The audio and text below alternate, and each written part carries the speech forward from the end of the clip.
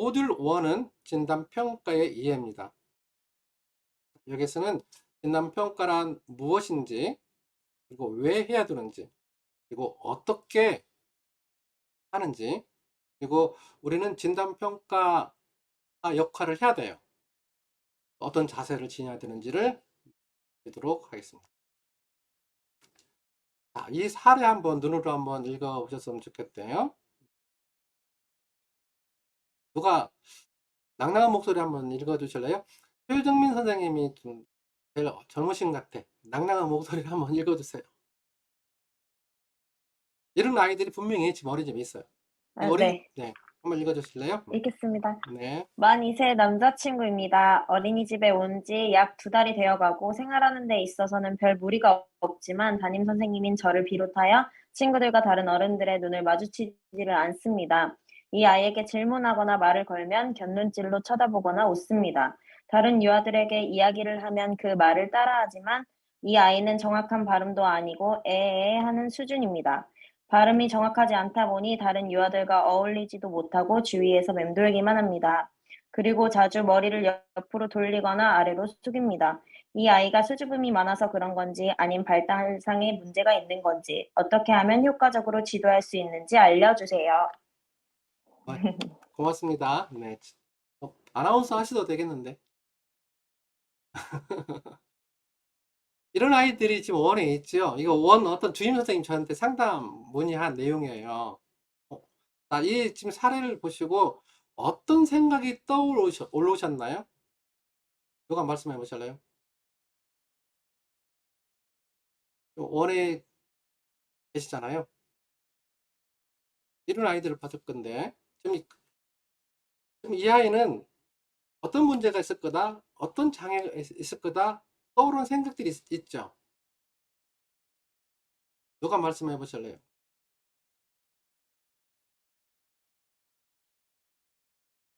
양지영 원장님이 말씀해 보실래요? 괜찮아요. 자기 생각을 얘기하는 거니까. 예. 답해 답할 것 같다.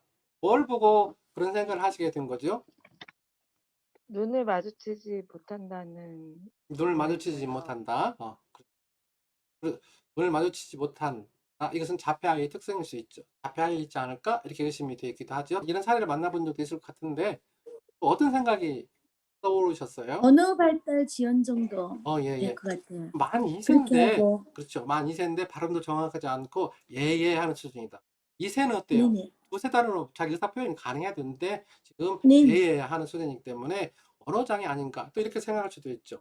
또 음. 금방 말씀드린 그 아이의 그 내용을 잠깐 요약해 보자면 만 2세 된 나이예요. 문제가 뭐냐면 친구들과 또 다른 어른들의 눈을 쳐다보지 않는다. 이건 비정상이잖아요. 그렇죠? 또 예의하는 수준이다. 언어 장애일 수도 있다. 유아들과 어울리지 못하고 조에서 맺는다. 여러분이 지금 정확히 짚어낸 거예요. 근데 이것만 가지고 얘는 자폐다, 언어 장애다, 사회성 장애다. 이렇게 진단할 수 있을까요? 이 정보만 가지고 그럴 수 없다는 거죠. 근데 우리는 이런 흔한 우를 범하고 있잖아요. 근데 평가 잘 모르니까 이 하나 예를 들면 친구들과 잘 어울리지 못하니까 걔는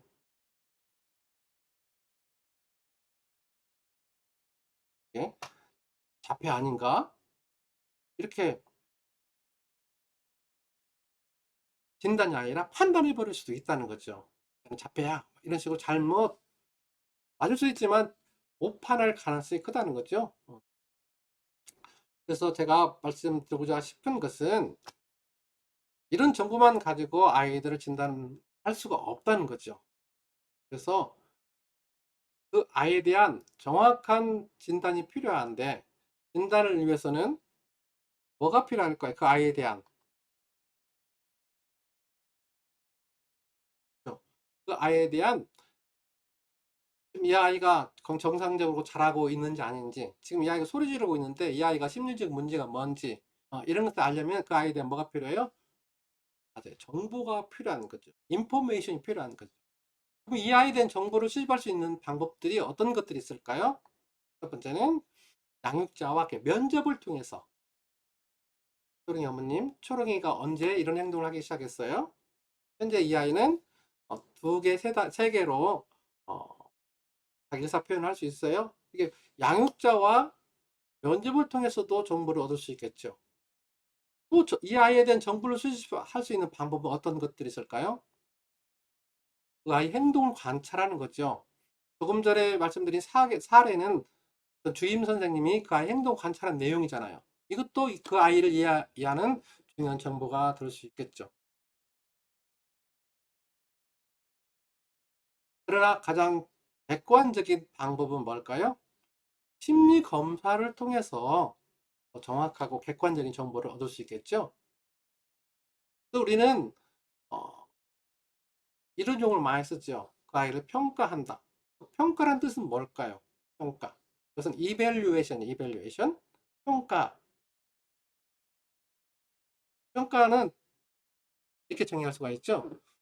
금방 말씀드린 양육자와의 초기 면접을 통해서 또 행동 관찰을 통해서 또 여러 가지 심리 검사를 통해서 정보를 수집을 하죠.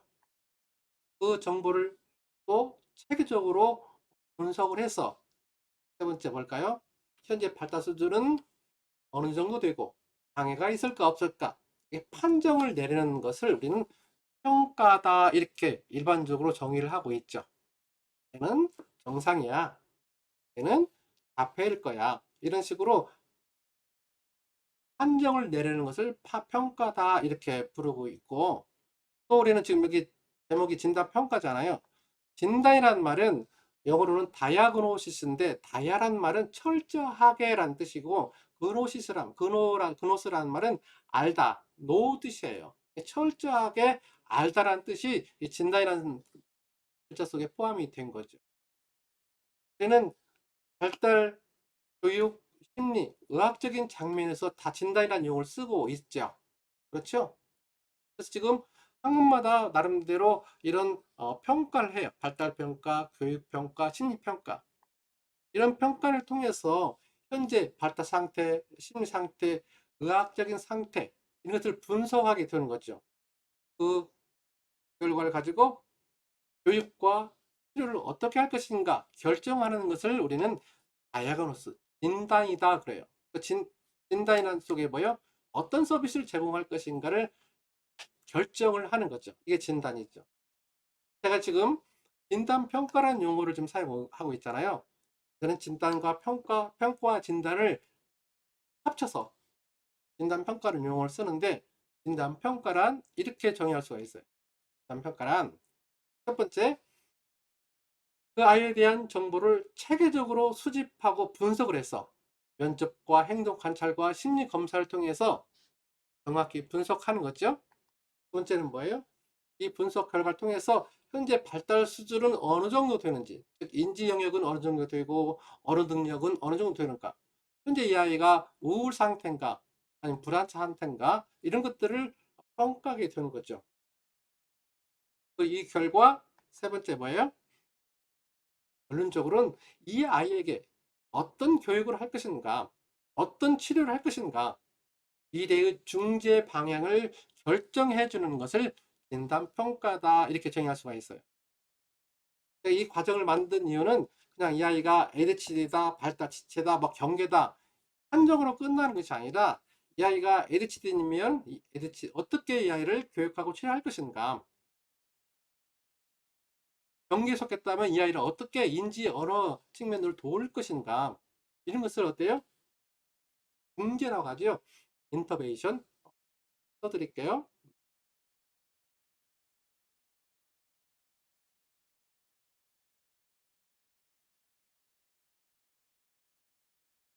인터란 말은 뭐뭐 사이에 between이라는 뜻이에요. VEN이라는 말은 영어로 뜻글자예요. VEN은 루트 원어가 뭐냐면 고라는 뜻이에요. 고. 그러니까 이 인터벤션이라는 용어 속에는 어떤 전문가가 내담자에게 사이죠. 고 전문적인 상담이라든가 교육 서비스를 가지고 들어가는 것을 인터벤션이라고 해요. 그래서 우리는 이것을 교육과 심리학적 측면에서는 뭐라고 번역하냐면 중재라고 번역을 해요. 그리고 사회복지에서는 이것을 뭐라고 불러요? 대입이다 이렇게 보고 있죠. 우리 진단평가 이 전문가 연수를 통해서 이 아이를 어떻게 우리가 도와줄 것인가 결정하기 위해서 공부하게 되는 거죠. 그렇다면 진단평가를 왜 해야 되는가? 진단평가가 필요하니까 이 과정을 만들었겠죠. 첫 번째는 현재 이 아이가 발달 상태가 정상인가 비정상인가. 그러니까 발달 상태는 인지, 언어, 운동, 사회정서, 기본생활, 대근육 운동, 소근육 운동 이런 6가지 측면들이 있죠. 이런 발달 영역들이 정상적으로 이루어지고 있는지 아닌지 알기 위해서도 진단평가를 해야 한다는 거죠. 두 번째는 뭘까요? 현재 이 아이가 어떤 영역에 강점이 있고 어떤 영역이 약점인가. 어떤 아이는 인지 능력은 좋은데 언어 능력이 떨어질 수 있죠. 이런 경우는 괜찮죠. 이 경우에는 인지 능력은 강점이 될 수도 있고 언어 영역은 약점이 될 수 있죠. 그래서 이 영역별로 현재 발달 수준에 따른 교육 방안, 치료 방안을 강구하기 위해서도 진단평가를 해야 한다는 거죠. 세 번째는 많은 문제는 언제 시작이 될까요? 성인들이 보이는 많은 사회성, 반사회적 인격장애, 청소년이 보이는 투명장애 이런 장애들이 성인기에 나타나고 청소년기에 나타날까요? 아니라는 거예요. 많은 문제는 어릴 때부터 시작해요. 어릴 때부터 이런 문제들이 해결되지 못하니까 점점 심화되는 거죠. 예를 들면 어떤 공격성이라든가 반항 문제 이런 아이들이 어릴 때 나타나기 시작하죠. 이것을 잡지 못하면 치료하지 못하면 이것이 나중에 청소년기에 품행 문제, 품행 장애가 될 수가 있고 청소년기 때 이 품행 문제, 품행 장애를 치료하지 못하면 이것이 성인기로 넘어가면 반사회적 인격 장애가 된다는 거죠. 그렇게 생각하지 않나요? 그래서 많은 문제들은 어릴 때 시작이 되기 때문에 빨리 발견해서 적절한 중지를 통해서 장애를 예방하자는 거죠. 제가 이렇게 말을 해요. 만일에 한 명이라도 장애가 있을 위험성 있는 아이들을 조기 발견해서 걔를 치료해서 정상으로 되돌린다면 나는 애국자다. 30억 이상을 세이브한 거잖아요. 예산을 절약을 하는 역할을 한 거잖아요. 우리 인간의 가치를 돈으로 다 평가할 수는 없잖아요. 그렇죠? 한 아이가 정상적으로 자라서 건강하고 행복하게 자라는 것. 이것은 부모의 소망이 되기도 하고 우리 지금 보육 장면에서 일하고 있는 우리들의 소망이 아닌가요? 그렇죠? 많은 문제를 조기 발견해서 특별한 중재를 통해서 장애를 예방하기 위해서도 진단 평가를 한다는 거죠. 제가 찾아가는 발달 상담 서비스라는 이 제도를 시행한 것도 초점은 여기에 두고 있는 거죠. 그리고 마지막 네 번째는 어떠한 서비스가 중재 방향, 치료 방향 이것들은 굉장히 많죠. 한 가지가 만병통치약이 될 수가 없는 거죠. 미술 치료가, 음악 치료가, 또 사회적 기술 훈련이 지금 뇌 공부하시고 그 아이에게 맞는 치료 기법이 뭔가, 어떤 서비스가 가장 효과적인가 그래서 결정하기 위해서도 진단 평가가 제대로 이루어져야 된다는 거죠. 진단 평가는 필요하죠. 필요하니까 오신 거잖아요. 세 번째, 그 진단 평가는 어떻게 노하우죠. 어떻게 실시해야 하는가. 혹자는 진단 평가는 임상 장면 또 교육 장면에서 제일 먼저 선행해야 할 과제다 이렇게 주장을 하죠. 그러면서 비유를 이렇게 들어요. 진단 평가란 교육과 임상 장면에서 와이셔츠 첫째 단추를 끼우는 작업과 마찬가지다 이렇게 표현을 하죠. 그렇죠. 진단 평가가 잘못되면 교육 방향, 치료 방향이 어때요? 잘못될 수가 있다는 거죠.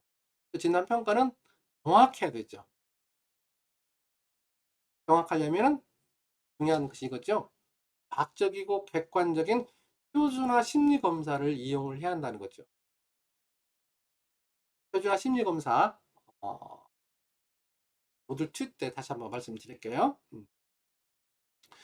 표준화 심리 검사를 가지고 다른 아이와 비교해야 되는 거죠. 다른 아이가 빠르다, 느리다 이게 평가를 해야 되지 체크리스트만 가지고는 비교할 수가 없다는 거죠. 두 번째는 이런 표준화된 검사를 더 보충하기 위해서 투사적 검사도 병행할 수가 있다. 혹시 투사적 검사 용어 들어보셨나요? 제가 제일 먼저 뭘 그려보라겠죠? 집을 그려보라겠죠? 이 집 그리는 것도 투사적 검사예요. 사람을 그려보도록 하고 집을 그려보도록 하고 나무도 그려보도록 하는 것, 그 HTP 검사라고 했죠. 그 그림을 그려놓고 물어보는 거죠. 그러나 얘는 남자야 여자야? 얘는 몇 살처럼 보여? 이 아이가 좋아하는 것은 뭘까? 이렇게 질문하면 이 아이는 누구 얘기를 하는 거예요? 자기 얘기를 하는 거예요. 그 그림을 통해서 자기의 심리적 세계를 표출하는 거죠. 이게 뭐냐면 투사적 검사예요. 근데 이런 투사적 검사는 실시하기가 쉽지는 않아요. 그래서 이 전문가 과정에서는 주로 표준화된 심리 검사만 실시하고 채점하고 해석하는 방법을 여러분들에게 설명을 하도록 하겠습니다. 세 번째는 정말 중요하죠. 심리 검사는 목적이 있어요. 다. 장애를 알고 싶으면 장애 관련된 검사를 해야 되겠죠. 이 아이의 발달 문제를 알고 싶다면 발달 검사를 해야 되겠죠. 이처럼 장애라든가 문제 종류에 따라서 적절한 검사를 실시해야 되고 특히 발달 검사 같은 경우에서는 연령에 따라서 적절한 검사를 선택을 해야 돼요. 다음 주에 공부하는 내용이 발달 검사인데 발달 검사에는 영아 발달 검사가 있고 유아 발달 검사가 있어요. 영아 발달 검사는 30개월 이전에 사용할 수 있도록 만든 표준화된 검사고 유아 발달 검사는 30개월 이후부터 사용할 수 있는 표준화된 검사예요. 54개월 된 아이는 영아 발달 검사를 해야 돼요. 유아 발달 검사를 해야 돼요. 유아 발달 검사를 해야 되죠. 30개월이 기준이니까. 근데 이 아이는 노톡담이 선무당이 뭐 한다고 그래요? 살아남는다고 하잖아요. 얘는 멀쩡한 아이, 정상적인 아이를 뭘로 만든 거예요? 발달 지체로 만드는 거예요. 이러면 안 된다는 거죠. 엉터리 평가죠. 적절한 검사도 실시할 뿐만 아니라 이렇게 연령에 따라서 검사를 적절하게 실시한다는 거죠. 더 나아가서 중요한 것은 뭘까요? 정확히 채점하고 해석하는 거죠. 지금은 이제 컴퓨터가 다 채점도 하고 해석까지 나오지만 우리는 이 해석 원리를 잘 알아야 돼요. 장애 문제, 아까 첫 사례 장애 문제가 있을 가능성이 있잖아요. 한 가지 검사만 가지고 그 아이를 정확히 평가할 수 있을까요? 아니는 거죠. 얘가 자폐 의심이 있다면 자폐 관련 검사도 해야 되고 얘가 어느 문제가 있다고 생각되니까 어느 검사도 해야 되죠. 사회성 문제가 있을 수 있잖아요. 이때는 사회성 검사도 해야 한다는 거죠. 이처럼 여러 가지 검사를 종합적으로 실시하는 것을 종합검사다 이렇게 부르고 있죠. 적어도 3가지 이상 검사를 실시해서 그 결과를 가지고 판정을 내려야 한다는 거죠. 진단평가는 어떻게 하는가? 또 과학적인 평가다, 인상적 평가다 이런 용어를 많이 쓰죠. 여기서 과학적 평가는 뭐냐면 표준화된 검사를 사용하는 방식이에요. 형식적 평가다 이렇게 부르기도 하죠. 임상적 평가는 뭘까요? 이 형식적 평가다 말하는데 주로 임상적 평가는 뭘 말할까요? 그래서 말하는 임상적 평가는 경험. 우리가 표준화된 검사를 가지고 실시하고 많은 경험을 가지고 있어야 진단 평가를 정확히 할 수 있다는 거죠. 여러분이 이런 교육을 받고 교육 장면에서 이런 검사를 많이 하게 된다면 진단 평가는 심리학자가 아니라 여러분이 훨씬 잘할 수 있다는 거예요. 자신감 가지면 좋겠어요? 여러분 충분히 할 수 있는 거예요. 자, 우리는 진단 평가 업무도 해야 돼요. 서두에 말씀드렸잖아요. 내가 맡고 있는 아이들만큼은 검사도 하고 사회성 검사도 하고 ADHD 검사도 하고 부모 양태도 검사도 해서 이걸 가지고 어때요? 상담 방면 잘 활용하면 좋겠다 말씀을 드렸잖아요. 제가 그래서 지금 발달 진단 평가사를 민간 자격증을 만든 거예요. 여러분들이 하셔야 한다는 거죠. 오프라인이라면 알지 딸쓰다 구워도 미치겠는데 화상이라 그렇게 못하겠는데 하실 수 있습니다. 여러분 하실 수 있어요? 오케이? 자, 우리는 어떤 문제나 장애가 한 가지 요인에 의해서 나타나는 것이 아니라 여러 가지 요인이 복합되어 나타날 수가 있다. 아까 눈 맞추면 안 된다. A하는 수준이다. 또 친구들과 어울리지 못한다.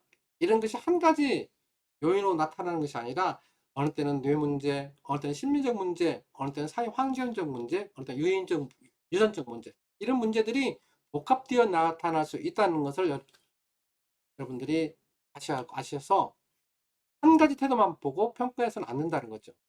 어떻게 해야 돼? 그러면 여러 가지 평가 방법을 가지고 그 아이에 대한 신뢰롭고 타당한 정보들을 많이 수집을 해야 돼요. 행동 관찰도 되고 부모 양육 정보도 되고 또 뭐요? 여러 가지 심리 검사를 통해서 그에 관련된 많은 정보를 수집해서 분석하는 일을 우리가 해야 된다는 거죠. 세 번째, 진단 평가는 임상 심리사의 일이다 이렇게 생각하지 마시고 내 고유 업무다 생각을 바꾸셔야 한다는 거죠. 그래서 조금만 준비하고 배우면 충분히 할 수 있는데 지금까지는 그렇지 못했어요. 또 훈련을 받으면 얼마든지 할 수가 있다는 거예요. 근데 지금까지 그런 일을 하지 않았잖아요. 근데 제 교육을 받는 분만이라도 이런 교육을 받고 또 훈련을 받으면 또 경험을 많이 쌓으면 진단 평가를 할 수 있다고 저는 믿습니다. 그래서 이런 진단 평가를 통해서 그 아이가 잘 적응하도록 우리는 도와야 되겠죠. 다른 전문가들과 협력할 수 있는 마인드가 있어야 된다는 거죠. 만일에 내가 이 아이를 지도할 수 있다 하면은 내가 맡아서 지도하면 되겠죠. 그러나 내 능력 밖이다 하면은 그런 사람들에게 어때요? 다른 전문가에게 의뢰해 줘야 되죠.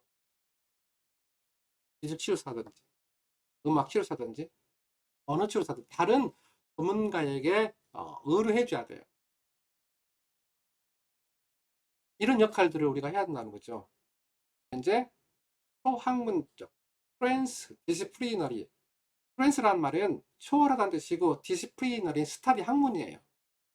학문을 초월한 팀 접근이 그예요. 팀 어프로치가 여러 전문가들과 함께 힘을 합해서 이 아이가 성공적으로 적응하도록 도와주는 일을 해야 한다는 거죠. 우리는 정확한 진단 평가를 하기 위해서는 먼저 그 아동을 잘 이해를 해야 되겠죠. 그러기 위해서는 그 아이에 대한 뭐가 필요해요? 정보가 필요하다겠죠. 첫 번째 발달사 정보가 중요하죠. 임신 중, 또 출생 시, 그리고 영아기, 유아기 그 발달 과정을 잘 알아야 되죠. 이런 과정을 통해서 어떤 문제가 있는가, 어떤 장애 위험성이 있는가 이것을 우리가 파악을 해야 되는 거죠. 또 아이에게 영향을 미치는 가장 가까운 환경은 어디예요? 가정이죠. 부모가 어떻게 양육했는가, 부모는 어떤 성격을 소유했던가, 어떤 방식으로 지금까지 양육해 왔는가 정말 중요하죠. 부모가 자녀에게 영향을 많이 주니까 뿐만 아니라 심리적, 신경학적 특성도 우리가 잘 알아야 되고 더 나아가서 다양한 심리검사 도구들을 선택해서 실시하고 채점하고 해석하는 방법을 숙지해야 된다. 지금 이 전문가 과정에서 다루고 있는 검사만큼만 잘 하시면은 충분히 우리 지금 유치원에서 또 센터에서 얼마든지 잘 활용할 수 있다고 생각이 듭니다. 그리고 더 나아가서 장애에 대한 전문적인 지식을 습득을 하고 오셔야 한다는 거죠. 그래서 우리는 전문적인 지식을 알아야 되는데 그게 뭐냐면 DSM이라는 거예요. 이 Diagnostic Statistical Manual. 미국 정신의학회에서 나온 장애 진단 통계 편람이라는 책인데 여기에는 지적장애는 어떤 조건을 갖춰야 된다. 진단 기준이 나와요. ADHD는 어떤 기준들을 갖춰야 된다. 적대적 반항장애는 어떤 기준을 갖춰야 된다. 이런 것들이 다 나와 있고 ADHD는 몇 프로다. 몇 세 이전에 나타난다. 통계적 수치가 나왔기 때문에 S라는 용어를 써요. S가 스태티스틱을 통계라는 용어거든요. 이것을 매뉴얼, 책자로 만들었다는 뜻이에요. 그래서 우리는 이런 진단평가 과정을 통해서 현재 이 아이가 가지고 있는 문제를 어떻게 해결해 줄 것인가, 여기 우리 초점을 맞춰야 한다겠죠. ADHD다, 발달 지체다, 이런 아이를 우리가 치료할 수 있다면, 교육할 수 있다면 우리 원장님들이 하시면 돼요. 근데 할 수 없다고 판단되면 어떻게 해야 된다? 다른 전문가의 도움이 받아야 된다는 거죠. 다른 전문가에게 안내해 줘야 한다는 거죠. 그래서 많은 지금 센터들이 등장하고 있잖아요. 그 주위에 있는 다른 센터를 소개해야 되죠. 거기에는 지금 많은 바우처 제도가 있으니까 이 바우처 제도를 이용할 수 있도록 하고, 치료받을 때는 그걸 가지만 치료받는 그 이후의 시간은 우리 집에서 같이 생활할 수 있도록, 같이 교육할 수 있도록 이런 전략을 짜는 것도 중요하다고 생각이 듭니다. 이렇게 해서 첫 시간에는 진단평가란 무엇인가, know what, 진단평가는 왜 해야 되는가, know why, know how, 진단평가는 어떻게 해야 되는가 말씀드렸고, 마지막으로 know what to do, 우리는 어떤 자세로 어떤 역할을 해야 되는가, 이 네 가지를 말씀을 드립니다. 여기까지는 어렵지 않죠.